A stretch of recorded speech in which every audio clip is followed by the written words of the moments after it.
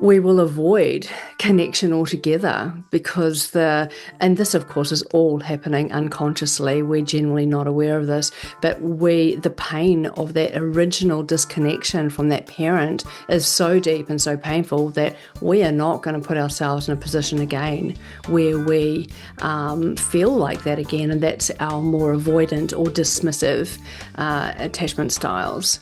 Hi, everybody. I'm Sandy Weiner, and welcome back to Last First Date Radio, where we believe it is never too late to go on your last first date. Today, we're going to be speaking to Jen Peters, and she is going to be talking about the path to healing your inner child. This is such important work, and I can't wait for you to hear this conversation. I am a dating and relationship coach, as many of you know. I've been doing this work for almost 17 years, and I have written 3 books. My last book was published in September 2024. It's called Love at Last, and it is true stories of falling in love later in life. If you are single, if you are in a relationship, if you would like to be inspired, whether you're single or in a relationship, this book is for you, and you can find all 3 of my books on Amazon for Kindle or paperback. Before I bring Jen onto the show, I just want to invite you to join my large Facebook group. It is for women over 40, and it's called Your Last First Date. This is really a wonderfully supportive, supervised group, very unlike most of the groups out there. So join us if you're not already a member of Your Last First Date. And now for my guest, Jen Peters. She is a visionary leader. She's the #1 best-selling author and the founder of a global 128,000 strong healing community. She's best known for her revolutionary work in the field of inner child healing. And in particular, she works with people dissolving emotional trauma, childhood trauma, and hidden blocks within the subconscious mind.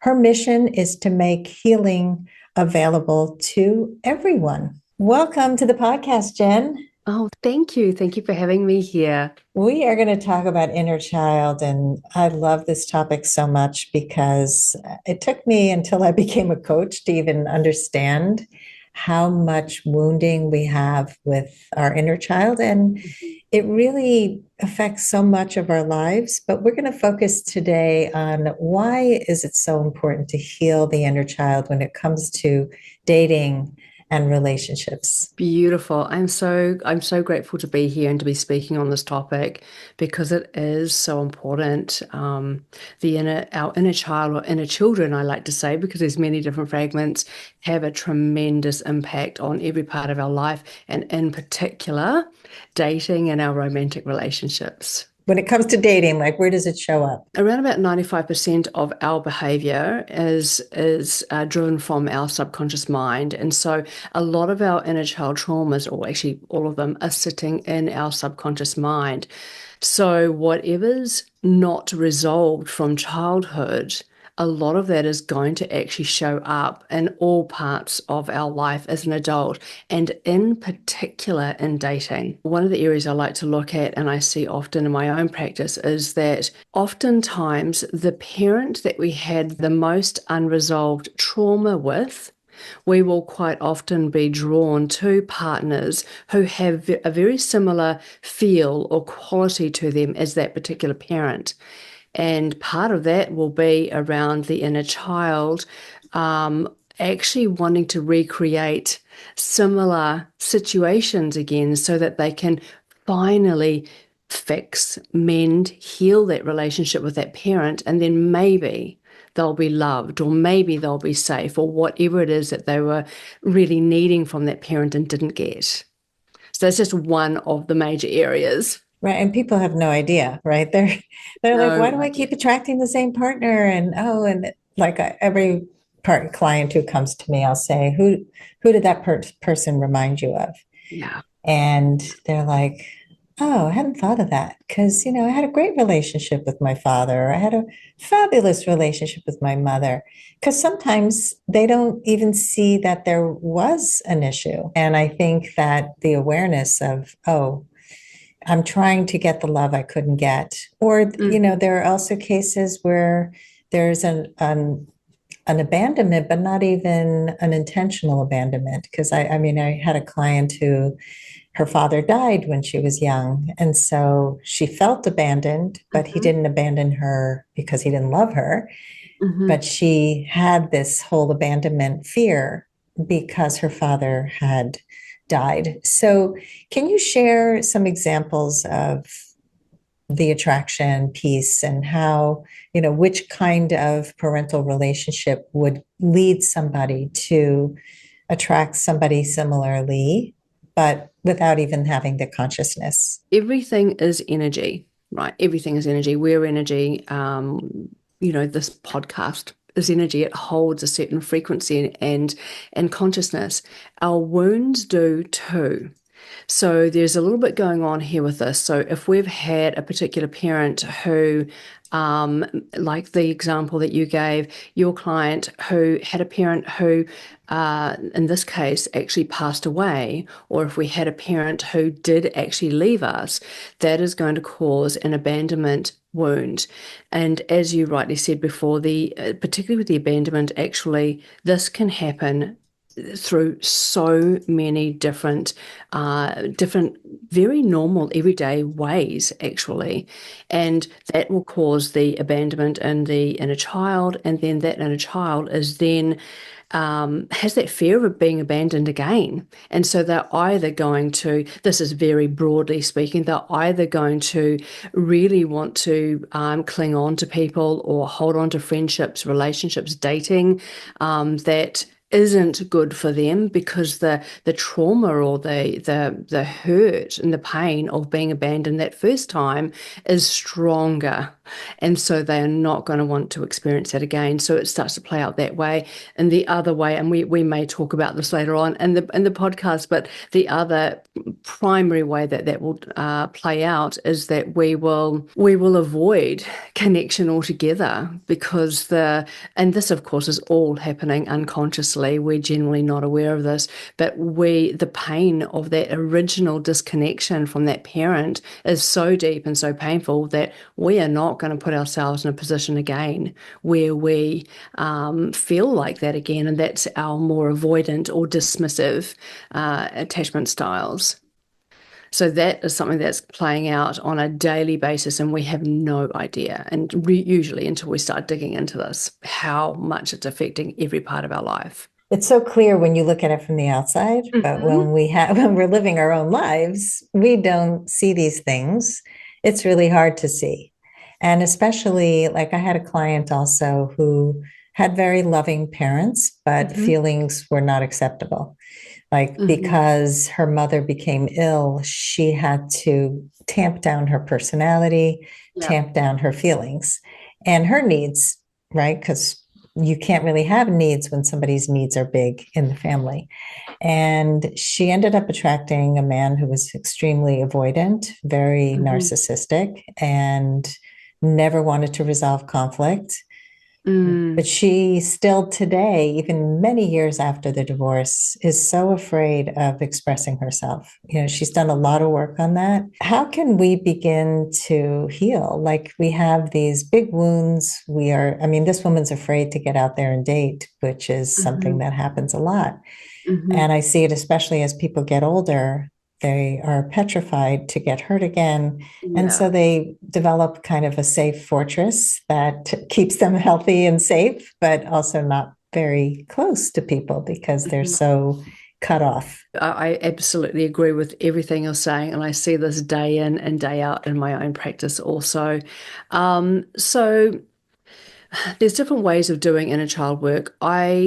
I focus on the inner child work because I have learned over the years that really whatever is going on, it nearly always, not always, but it nearly always comes back to something that has happened in childhood. And as you rightly say, oftentimes we have no idea, like and we may have had a beautiful upbringing and a beautiful family, but I don't really think any of us get out of childhood without having some form of programming, no matter how amazing our parents and family actually were. In the case that you were speaking of, we really need to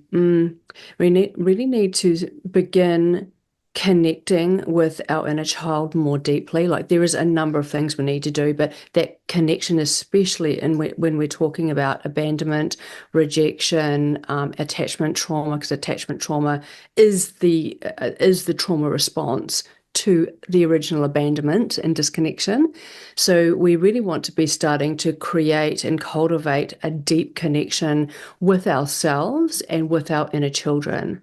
Now, there will be many different ways of doing that. For me personally, I've found incredibly effective is through different types of visualizations, actually connecting with our inner children that way and really seeing them, hearing them, reflecting their feelings back to them. Because in a lot of cases, like you were just mentioning about your client who was unable to speak up, actually reflecting the inner child's feelings back to her is incredibly invaluable, and actually finding out why, like what actually happened. And one of the ways I do that is in an actual process. We're able to tap into the subconscious mind and find out actually where that original trauma was.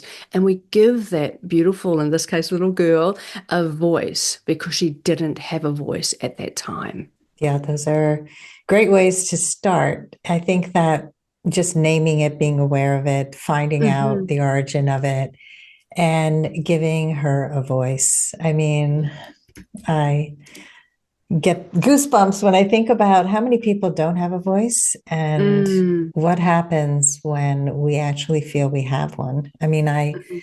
I definitely suffered from that myself, where my voice was too big for a lot of people, and too sensitive, too big, too, why are you bringing that up? You shouldn't say that. Everything Mm. like, don't disturb the peace. And Yeah. if you're always not disturbing the peace, you're keeping the peace at the Hmm. cost of losing yourself. Correct. Would you then name the inner child as give it a voice, like an actual name, like little me, or would you give her or him a new name? How do you deal with that? So the way that I work, it's very detailed, but I do feel that this has got a lot to do with the effectiveness in actually dissolving the inner child trauma. When we approach it from a too high a level, too general, we only scratch the surface. So, in terms of what we call them, do we give them a name? I think whatever is most comfortable for you, because it's probably going to be different for different people. In my case, I would be looking at if there was like, for example, the speaking up or the not speaking up. I would be looking for a time where I was quite triggered and really wanted to speak up or really needed to speak up, but just could not for whatever reason. I would be in my mind going back to that particular time, replaying that event, noticing that activation in my body, and then I would be looking at what feelings were sitting in that part of my body, and then asking to see the inner child or asking to see the part of me sitting in that part of my body. And you will either see this part or you'll feel this part or you'll connect with them in some way or another. You'll know that they're there, and then you can start connecting with them that way. And you will get a sense of how they want to be addressed. But I have found through my work that there are multiple inner children. So when we talk about, in my case, it'll be a little Jenny, there's actually dozens and dozens and dozens of little Jennies, but they've all got slightly different trauma that they're dealing with. So I'm not Mm. sure if that quite answers your question or not, but I do think like being driven by what feels comfortable for you. But if you're wanting to drill down, it'll be the part of you that feels abandoned, the part of you that feels lonely, the part of you that feels they can't speak up. There's going to be different parts. So how is this different from like parts therapy? Like family systems and addressing the different parts of who we are. So the methods that I use, I've actually developed. So they are different. I actually channel a lot of the tools that I use as well in this type of healing. So it's not actually taken from another modality. My understanding with the family constellations and so on, it requires a lot of people. It's a big job to approach it in that way. And I understand it's very effective, and a lot of people really love it. Um, and it's certainly an approach that you can use, but doing the way that I do it, it doesn't require a whole lot of other people. In fact, you can do this on your own. Once you Mhm. know how to do this, you can do this yourself and on your own. It's just very detailed, very finely tuned, and where again, we're not just looking at the top, at the surface, at my inner child as one. Because we do have multiple themes of trauma. The approach I use, I like to look at each theme as it's in its own right, because that way we can start to dissolve it at a deeper level. Whereas, again, if we go too high, too general, it's just not going to go deep enough. Yeah, I'm thinking more less about the constellation and more about the looking at yourself and the parts within you, Mm, that type of therapy. But mm, I think that maybe deals more with us as adults and less as children. I hmm. know my son had done something where he had like this little puppy that lived inside of him, Oh. and that was really effective in helping him to let go of some trauma around a relationship. That this little playful puppy just wants to play, and that Yeah. just that visualization helped him Hmm. to move forward. Yeah. I mean, there was a time where I would have thought, oh, visualization. I mean, what? You're just imagining things. But actually, it's the language of our soul and of our subconscious mind. Yeah. I've seen some incredible transformation and very quickly just through using those types of modalities. Very Mm. powerful. And that's something we can all do. Let's take a quick break to hear from our sponsors. This episode is brought to you by Amazon Music Unlimited. You can listen to over 70 million songs and thousands of playlists and stations. Plus, you can now stream your favorite podcasts like Last First Date Radio. You can listen to any song, anytime, anywhere, on any of your devices. Get Amazon Music Unlimited for free for 30 days. Just head on over to getamazonmusic.com/last first date to learn more and claim this offer. Why don't we talk about abandonment since Hmm. that's come up a few times today? And somebody who's out there dating who has abandonment issues and is Hmm. struggling to make the connection that they want Hmm. because of fears, and Yeah. either they get too clingy or they become too avoidant. I do want to hear the example of somebody who went from having abandonment issues for whatever reason to how you help them to have healthier relationships, both with themselves and with Hmm. others. Hmm. Thank you. And I'm so glad that you want to talk about abandonment because it is huge. I'm not sure about you and your work. I'm sure it's probably similar, but I don't think I have worked with anybody, and I've done around about 12,000 hours of just inner child work. So it's a lot of people I've seen in that time. I don't think I've worked with anybody who does not have some form of abandonment trauma. And actually, just before we dive into that, just very quickly, what I do want to say around that is that a lot of people think we need to have been abandoned and actually left, or a parent leave, or something major. I just want to say, in my experience, abandonment is often caused through an actual emotional disconnection. And so that can be, as you mentioned earlier, a parent who's unwell.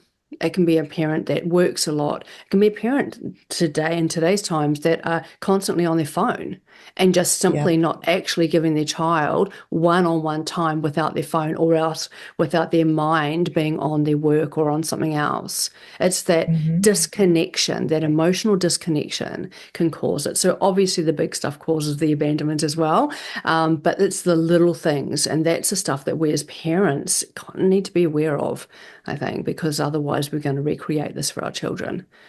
Yeah, thank you for So clarifying that because I think a lot yeah, of people think it's big T trauma. You exactly. have to have had some horrible thing happen to you in childhood that was so clearly obvious, and it often isn't. And Mm, many of us are very disconnected from our bodies, from our feelings, from our needs. I think we abandon ourselves quite a bit. yeah, that's exactly right.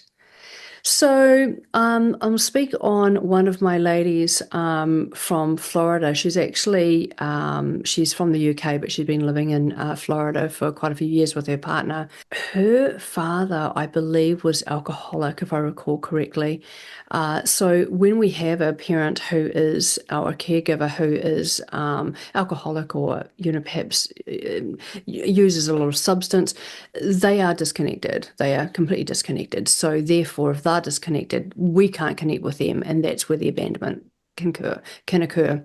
But basically, so she tended towards anxious attachment, which also tells me that her original abandonment probably occurred very, very young, like as an infant, I would say.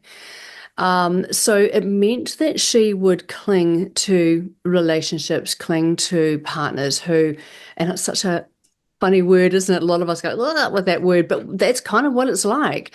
We do hold on. We don't want to let go, even though we know that we should. And so I worked with her for actually probably only about 6 weeks, 6 or 8 weeks. But in this time, the problem that she was having was getting over a relationship that she had been in for quite a few years. So not only has she, this relationship ended, which is not comfortable at all for somebody who is anxiously attached. But also, she was then also dealing with being on her own in a city that she wasn't actually from. So we did a lot of the deep inner work. She was doing a lot of dating as well, and she was bringing in partners who were very similar to her past partner. They were often either physically unavailable or emotionally unavailable, or they were long distance, which are all sort of signs of, avoidance, basically. Mhm. So we actually did a lot of deep work in a very short space of time, but she got to the point by the end of our time together where she was feeling really good about being on her own. She was actually excited about the future, whereas previously the idea of being on her own was really quite, well, it was very traumatizing actually, because it just reactivates all the other abandonment she had as a child. So that was such a big thing, because the other thing with that is that because she was more comfortable being on her own, she was far less inclined, A, to attract partners, bring partners in who were avoidant or dismissive, but B, she was not going to stay in a relationship or in any kind of dating type patterns, situations that were not really good for her, because she knew that she was more than enough on her own. She was comfortable on her own. Therefore, she didn't need to settle for something that wasn't right for her. So Mm. that's a wee example, but a beautiful one. That's really beautiful. And it Mm, brings to mind so many of the people who've come to me who were raised in homes where they were abandoned in some way. And one of them in particular, who actually lived in Florida, she's not the same person. yeah. She had such a fear of being alone that she would just go from relationship to relationship just to not be alone. Hmm. And she got very involved in Buddhism. That was really helpful to her to learn to be more present, to learn to be less attached to the outcome. A lot of the Buddhist principles are very healthy for people who have Yeah. fears, fear of being alone, fear of abandonment, I think. And eventually, she had the courage to leave a bad relationship that her needs were Hmm. not being met, even though she kept trying to get him to be the right person. And she's now in the best relationship she's ever been in. But you really have to do this work because I just see people going, I don't know, I read all the books and I listened to the podcasts and I still keep doing it. Why do I keep doing it? So for those people who say I did all the work or I had 10 years of therapy, why am I still stuck?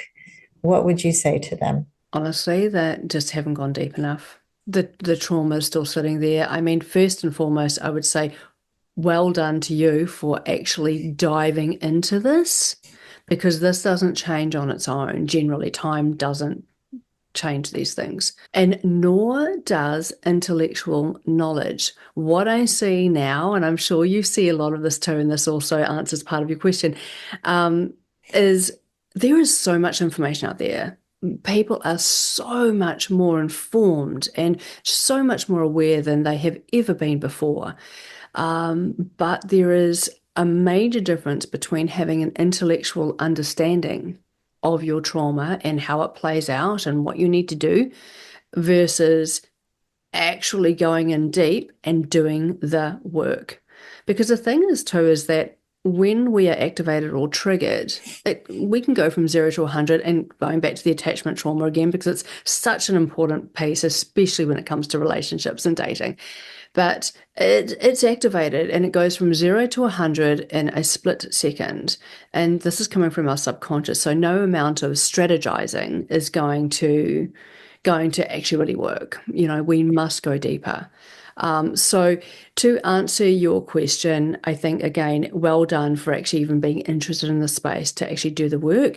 But if you're finding that you've read the books, you've listened to the podcast, but the patterns aren't really changing, or if they are, they're not changing enough, or perhaps you've been in therapy for a long time.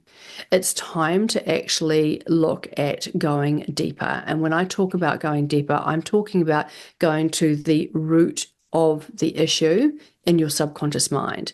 So even though we might know what happened in childhood and know why we like this, that's not enough. We actually have to go into the subconscious mind to connect with the part of you that is still hurting, finding out exactly how they feel, what they need to say. In my process, I really like to look at what beliefs they've formed. It's very fascinating. And also what patterns they've formed in response. And then we bring in different energies and so on to actually dissolve that. So yeah, that would be the invitation. Go deeper. Yeah, for sure. I feel like so many people stay at that surface. Yeah. And a lot of times in therapy, the therapist will say, just go speak up, just go express yourself, or just change, or just be authentic. Like these are all lovely sayings, but without any kind of real direction and real tools and real frameworks and going deep enough as to why are you blocked when it comes to conflict? Why are these things happening to you? That leads people to real change. In terms of attachment, we keep talking about attachment. We've covered that many times on the podcast, but there's a connection between our childhood trauma and our attachment wounds. I don't think we can talk about one without the other. So, give us sort of a brief overview of how our unhealed attachment trauma influences the relationships that we have. Tremendously. There's different names basically for the different sets of behaviors or sets of patterns. But for example, an anxious attachment. That's in my experience. I don't know if you've noticed this as well, but I've noticed anecdotally that their core trauma, usually started either in the womb or as an infant, like very young, where their survival depended upon their mother, usually. But because that particular trauma was caused so young, it means, and our survival was dependent on a parent, usually mum at that stage. When that is activated, when it comes to selecting partners, we are going to find a partner. I know that there are exceptions, but most of the time we are going to find a partner who is either avoidant or dismissive or disorganized.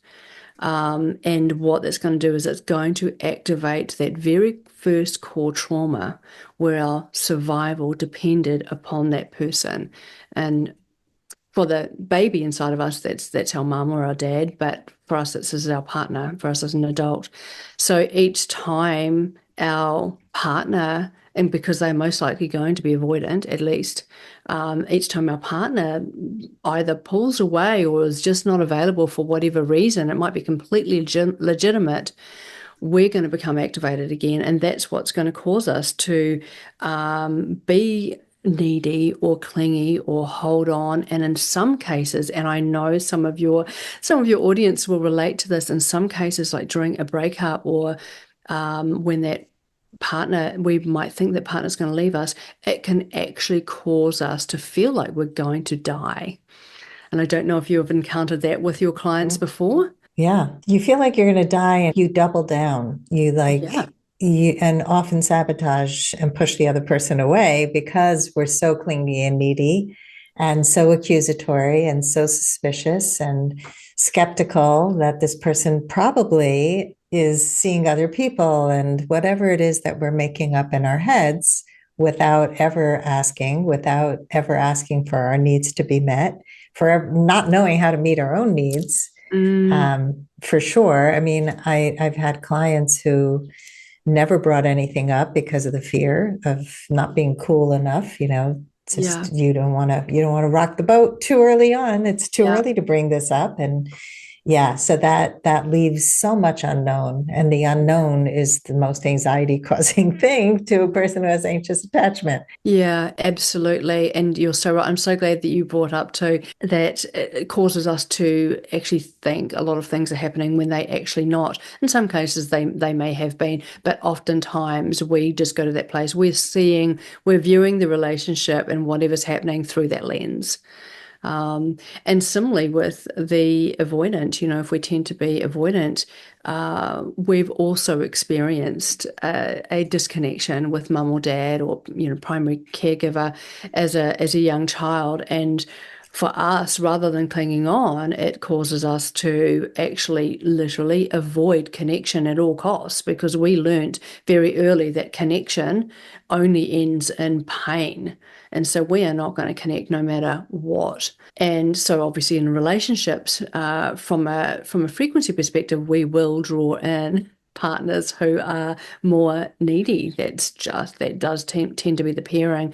And so of course both of them together is going to be like a roller coaster for both parties. The Um, worst. Yeah. yeah.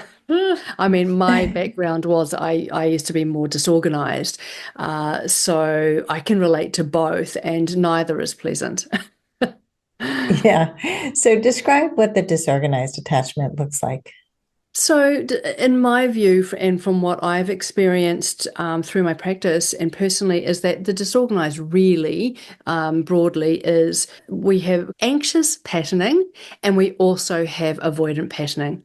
And it really depends on the dynamic. So, you might be dating somebody who, in my case, I was severely codependent. I was with a narcissist, I was married to a narcissist for 14 years. And so, in my case, in that relationship, I was more anxious because he was so avoidant and dismissive, right? Whereas in another relationship, being disorganized, depending what the other person is, if they were more anxious themselves and leaning right into the relationship, then a disorganized person is likely to become more distant. They're going to need to take space. It's going to be suffocating for them. So we basically change, and that's where we can get into those push-pull situations like dating. If you're dating somebody and you're noticing the hot and cold or the push-pull, you know you're dealing with somebody who's disorganized. Yeah, I can relate to all of that.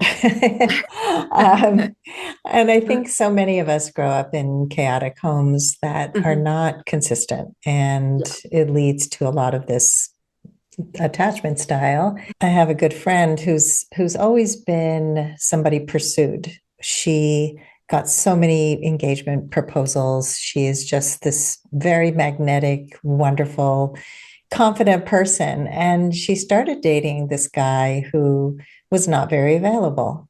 And he traveled a lot. He told her from the beginning that I think he was poly. And she's like, yeah, I'm cool with that. I don't think I have time for a real committed relationship anyway. And she thought she was good with it until he was away a lot. And then they had certain agreements like, well, I need to see you at least once a week. Like, I don't need to see you all the time or talk to you all the time, but this is the bare minimum. And he'd say yes, and then he wouldn't follow through. And this went on for a long time until she finally said, I can't take it anymore. But she kept saying to me, I don't understand. why I'm feeling so anxious. I've never been anxious. I am the most securely attached person, but that's because she was always pursued. And, Hmm. and so when you have somebody who blows hot and cold, who isn't consistent, it can bring out a totally different side to you. And Hmm. I think that's an important thing for us to hear. So we're starting to heal. Heal from these attachment styles. One of the clients I had who was very anxiously attached learned to ask for what she wanted. She noticed herself getting really anxious in the beginning when she didn't hear from the guy when he said he was going to call, for example. And as scary as it was to say something to him, she brought it up and he said, I fell asleep. So they had to have an agreement around, well, if you're overcommitting when you're really tired, I'd rather you didn't say that you were going to call because I get really anxious. And Hmm. here's what I need when I'm anxious. What do you suggest people do to start to, deal with their attachment style, especially anxious, because I think that's one of the most Yeah. common. We really need to heal the abandonment wound that's sitting underneath the attachment style. When we heal the abandonment wound that's sitting underneath, we will also collapse the actual patterns from the attachment style, in this case, anxious attachment. So I would be suggesting, I will say to heal an abandonment wound, it's big work. Like it is very deep work. So give yourself some grace if it's taking some time. You and I do, this is the sort of work that we do, so we've got the skills to do it. But for somebody who hasn't got the skills, it's going to take a little while to learn how to do this. So just give yourself that grace, but it's not happening straight away. But in particular, we need to actually create a connection with ourselves. And so what I would be doing is when that anxiety started to present, like noticing that you're anxious, taking you away from the situation for starters and actually asking yourself, like, where am I feeling this anxiety? Where is this sitting in my body? Focus on that part of your body. Have a look at what are the physical sensations in my chest, probably. Is it tight? Is it heavy? Is it like an elephant sitting on my chest? So you're noticing what's going on inside of you. Because what happens is we are so used to looking outside of ourselves. We kind of don't really know what's going on in here. So this brings you back into your body.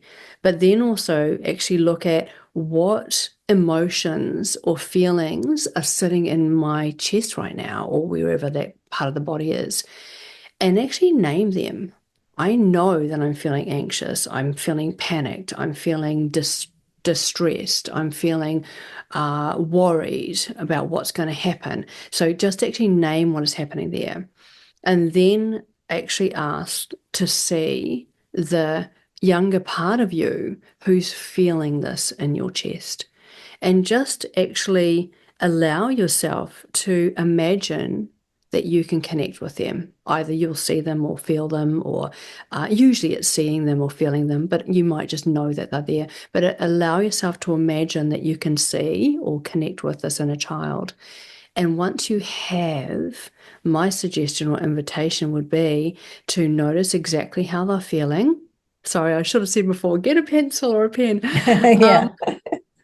But notice how they're feeling because their feelings are going to be a little different from yours. They'll be similar, but they'll be a little different. But notice they might be feeling anxious and sad and worried and alone. Then go to them, wrap them up. I always say wrap them up in the soft pink because it holds a frequency of unconditional love. That's what these little ones need. And actually look them in their eyes, create that connection, and reflect those words back. I know that you're feeling anxious and alone and worried and sad, but I am here now. I'm you growing up, and I am here to take care of you and love you. So you're not alone anymore. So when we use their specific words that they were feeling, they finally feel connected with, seen, heard, understood. And as they start to feel, you'll notice you do too. So I Yeah. would be doing something like that. I mean, it's a little more involved probably, but you're actually going to start getting to the core of the issue. Wow. People are going to have to definitely get a pen and listen to this again. We will have a lot of notes in the show notes, but listen to this because this is a beautiful process. And I could just hear the softening as you name the emotions and you parent the inner child and you're there for them and give them the love and the care that they didn't Mm, get. It's mhm. such a beautiful practice. Thank you for Mm, sharing that. thank you. I've actually got that process action. I think that you were going to share this with your audience, if I understood correctly, a free copy of my book, Coming Home, The Path to Healing Your Inner Child. So I've got these processes actually in my book. So your audience are very welcome to have a flick through there, and that way you've got the steps in front of you to actually use. Mm, thank you. Thanks for sharing that. And that'll be in the show notes as well. Yeah. I have two more questions. One is the final question, but I have a question about, do you ever recommend going to the parent who you struggled with the most and try to heal the inner child with them? It's a really great question. I've not been asked that before. Um, I think there'd certainly be times where that is a good idea, but it really is going to depend, I think, on the emotional maturity and availability of that parent to have that conversation. I know Yeah. that it definitely does happen, and it can happen. Um, but I think it would be a case by case. It would be like being really honest with yourself. Is this particular parent, is your mom or your dad, are they actually capable of having this conversation? Yeah. Because a lot of the times they're not, but then a lot of the times they could be too. But I think a lot of the times they just could not And then you're conversation. left even more frustrated because you Correct. tried and, oh, look at that. I actually know somebody who tried that in therapy Mhm. with her mother, and her therapist said, if you had a chance to do it all over again, what would you do differently? And she said nothing. Wow. And yeah, that was even more devastating than what had Exactly. happened. Yeah, That's why I said I would think long and hard about whether they're actually capable. Do they have the consciousness and the emotional maturity to have the conversation? Because yeah. I would say a lot of times not. Hmm. But there will be some parents who have been working on themselves. They would be the parents that you would be able to do this with. Yeah, for sure. I mean, with my parents, because they did have a lot of limitations, the one thing I was able to do was to set boundaries for Hmm. myself. Hmm. So I let them know that I wasn't going to tolerate certain behaviors Hmm. anymore. And I did it with kindness. Hmm. I'm going to hang up if you continue to have this conversation with me, or, we're not going to wait past a certain time for you to arrive for a family dinner. You're more than welcome to join us on time, or we're going to start eating. Yeah. And and then they both actually started to change when we started to Hmm. enforce these boundaries. But I didn't do it with the expectation that it would actually work. I just Yeah. knew that I needed to do this for my own sanity and my own healing. Hmm. I really love that. And I think the important thing here to remember as well, we don't need we don't need an acknowledgement or an acknowledgement or an apology from anybody else in order to heal. Because oftentimes we can get stuck. Just, if they would only acknowledge what they did, and yeah, that would be great, but the chances are not, they're slim. And for it to be genuine, it's not because they're bad people. They are operating at their own level of consciousness. They are working within their own limitations. Um, yeah, but the key is there is that we do not need an apology or an acknowledgement from anyone else to heal. That's such an important thing that you just said. I think so many people are stuck in this. I need closure. Yeah. I need to hear it from them. And look what they did to me. And once you let go of that, once you start to accept responsibility for what you tolerated, what you put up with, what healing you need to do, you stop blaming the rest of the world for what's going on with you. And you're so much happier, right? I It's could just, not agree more. When I was actually So freeing. preparing for our conversation today, I was thinking about, married to a narcissist for 14 years and all the abuse and the infidelity and all of the things. And one of the biggest things that I learned, it did take me a few years of weekly healing with my healer at that time to get to this point. But I realized that the biggest betrayal was the betrayal that I committed against myself. It makes me teary just thinking about it. Mm, Yes, he'd done these terrible things. Not that does not, when we stop blaming, it doesn't absolve people of what they've done, but it really does set you free. yeah. And then we can start look at, okay, what was my participation? It's not that I deserved it, but hang on a minute. I was the one who was actually choosing to believe him or turn a blind eye or minimize certain behavior.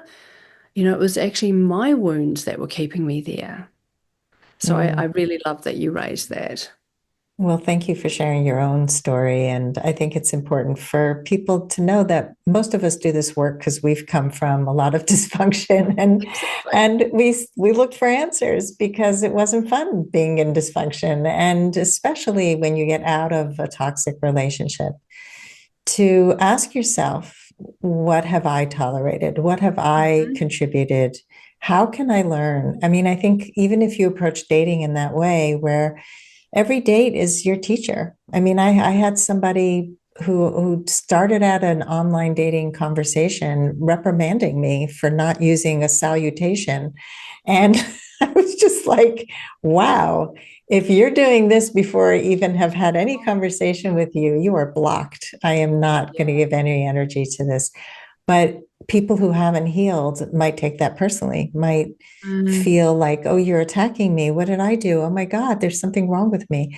And so, this work is just so crucial. So, Mm. my last question is, what are your final words of advice for anyone who wants to go on their last first date? First and foremost, remind yourself that you are whole, you are worthy, you are enough in your own right.